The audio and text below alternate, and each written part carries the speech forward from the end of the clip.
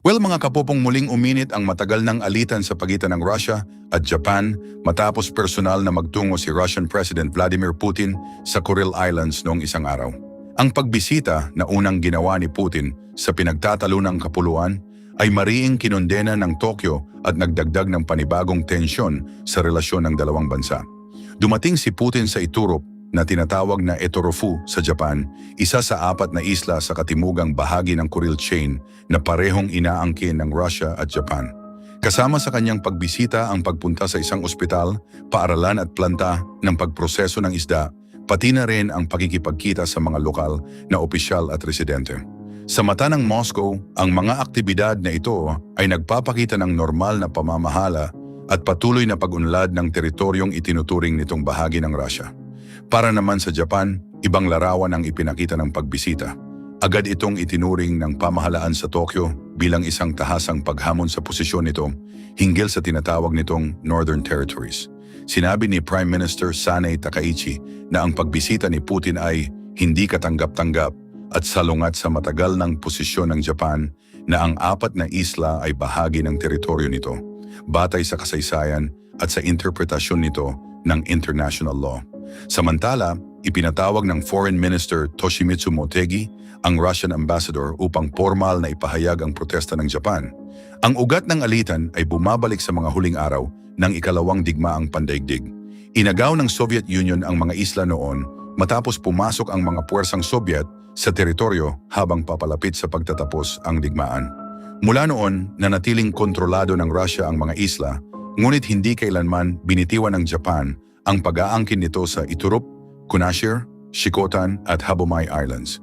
Ang hindi pagkakasundong ito ay naging isa sa mga dahilan kung bakit hanggang ngayon ay wala pang ganap na peace treaty sa pagitan ng Japan at Russia na nagtatapos sa lahat ng isyong naiwan ng digmaan. Hindi lamang kasaysayan ang dahilan kung bakit mahalaga ang mga isla.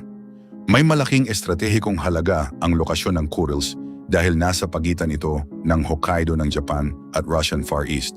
Mahalaga rin ang mga karatig dagat nito para sa pangingisda at iba pang likas na yaman. Sa mga nakaraang taon, pinalakas din ng Russia ang presensyang militar nito sa lugar, dahilan upang lalong mabahala ang Japan tungkol sa seguridad nito sa hilagang bahagi ng bansa. Mas malawak pa rito ang problema. Ayon sa pagsusuri ng Wall Street Journal, ang pagbisita ni Putin ay naganap habang sabay-sabay na humaharap ang Japan sa tumitinding hamon mula sa Russia, China at North Korea. Ang tatlong bansang ito ay nagpalakas ng kanilang ugnayang militar sa iba't ibang paraan, habang ang Japan naman ay lalong umaasa sa alyansa nito sa Estados Unidos at nagpapalakas ng sariling kakayahang depensahan ng bansa. Malaki rin ang naging epekto ng digmaan sa Ukraine sa relasyon ng Moscow at Tokyo. Matapos lusubin ng Russia ang Ukraine noong 2022, sumali ang Japan sa mga bansang nagpataw ng sanctions laban sa Moscow. Dahil dito, lalong lumamig ang dating pagsisikap na ayusin ang relasyon ng dalawang bansa at makahanap ng kompromiso sa usapin ng Kuril Islands. Sa kanyang mga pahayag, binatikos ni Putin ang mga parusa ng Japan at iginiit na hindi Russia ang nagbabanta sa Japan. Sa halip, sinabi niyang ang Tokyo ang patuloy na may territorial claims laban sa Moscow.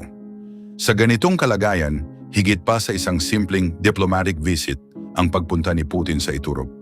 Isa itong malakas na simbolikong pahayag ng soberanya at kapangyarihan ng Russia. Para sa Moscow, malinaw na ipinapakita nito na wala itong planong isuko ang kontrol sa mga isla. Para naman sa Tokyo, pinatutunayan ng insidente na lalong nagiging komplikado at mapanganib ang seguridad nito sa Silangang Asya. Anyway, mga kapupong, hindi agad binago ng pagbisita ni Putin ang aktual na kontrol sa Kuril Islands. Ngunit malinaw nitong ipinakita na nananatiling buhay ang halos 8 dekadang territorial dispute.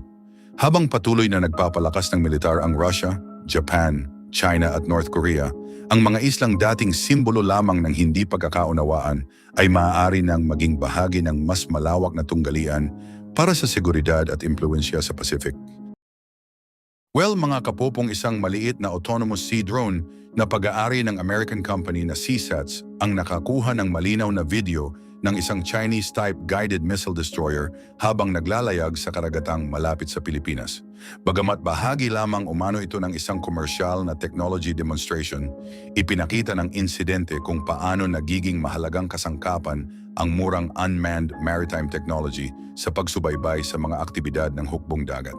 Ayon sa Reuters, ang Lightfish, isang maliit na unmanned surface vessel, ay nagsasagawa ng mahabang autonomous voyage sa kanlurang Pasipiko nang makasalubong nito ang Chinese warship. Sa kabila ng laki nito, nakakuha ang drone ng mataas na kalidad na video ng barkong pandigma habang nagpapatuloy sa nakaprogramang ruta. Iginiit ng CSATS na komersyal ang layunin ng misyon at hindi ito nagsagawa ng anumang mapanghamong kilos laban sa barko ng China. Ipinakita ng pangyayaring ito na ang mga komersyal na autonomous vessel ay maaari nang magsagawa ng surveillance na dati nangangailangan ng mamahaling barkong militar o sasakyang panghimpapawid. Dahil maliit, mura at kayang maglakbay ng matagal ng walang tripulante, nagiging mas madaling gamitin ang ganitong teknolohiya para sa pangangalap ng impormasyon sa karagatan. Mas pinalawak naman ng The War Zone News ang usapin sa implikasyon nito sa seguridad. Ayon sa ulat, inilalantad ng insidente ang lumalaking hamon sa mga hukbong dagat sa buong mundo kung paano haharapin ang mga autonomous vessel na lumalapit sa kanilang mga barko.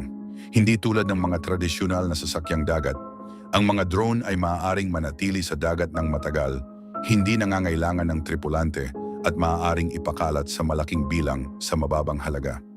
Dahil dito, nahaharap ang mga Navy sa mahirap na pagpapasya kung kailan ituturing na banta ang isang unmanned vessel.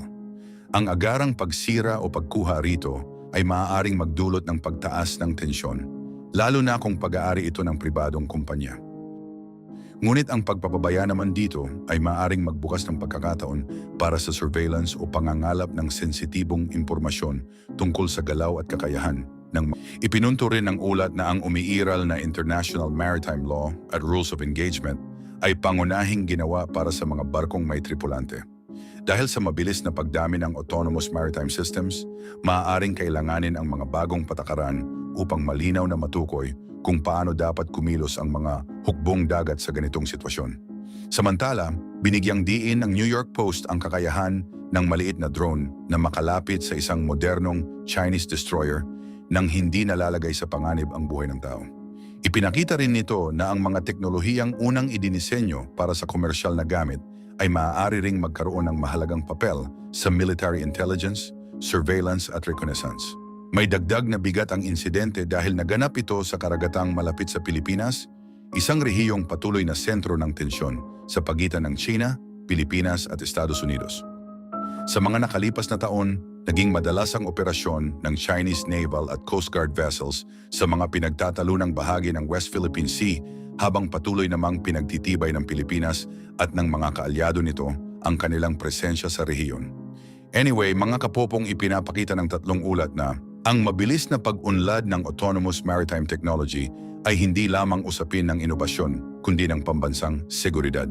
Habang dumarami ang paggamit ng mga murang sea drone, inaasahang haharap ang mga bansa sa pangangailangang bumuo ng mas malinaw na batas at patakaran upang mapanatili ang balanse sa pagitan ng kalayaan sa paglalayag, seguridad sa dagat at pag-iwas sa hindi inaasahang paglala ng tensyon sa Indo-Pacific.